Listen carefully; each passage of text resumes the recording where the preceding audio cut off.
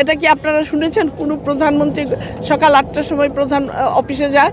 আমরা জিয়াউর রহমানের আদর্শ নিয়েই তো আমরা এগিয়ে চলছি এবং আমাদের খালেদা জিয়াও তার বাকি যে কাজগুলো ছিল সেগুলো এগিয়ে নিয়ে গিয়েছে এবং আমাদের যে এখন যে প্রধানমন্ত্রী হয়েছে আমাদের তারেক রহমান সাহেব, উনিও কিন্তু তারই সেই ধারাবাহিকতায় এগিয়ে চলছেন এবং তার চেয়ে বেশি উন্নত, কারণ দিন যত যাচ্ছে পৃথিবী তত উন্নত হচ্ছে, আপনার সায়েন্স যত উপরে যাচ্ছে, সমস্ত কিছু নিয়ে আমরা গবেষণা তত বেশি বেড়ে যাচ্ছে।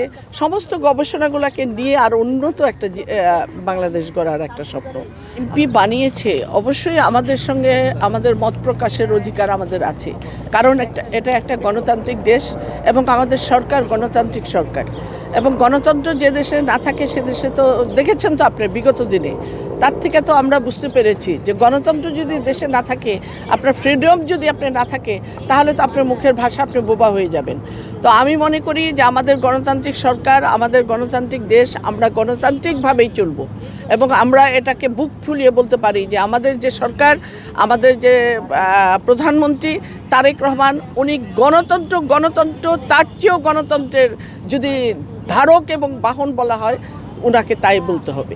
কারণ আপনারা দেখেছেন উনি যে কাজগুলো এ পর্যন্ত করছেন, প্রত্যেকটা কাজ, নারীকে সম্মান কিভাবে দিতে হয়, মহিলাদেরকে পুরুষদের কিভাবে সম্মান দিতে হয়, শিশুদের কিভাবে সম্মান দিতে হয়, দেশকে কিভাবে চালাতে হয়, উনি সমস্ত দিক থেকে একজন অভিজ্ঞ একজন লোক।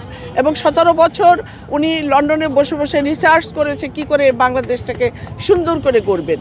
সেই সুন্দর বাংলাদেশ গড়ারই একটা স্বপ্ন নিয়ে উনি দেশ গড়া শুরু করেছে এবং উনি সকাল ৮টার সময় অফিসে যায়।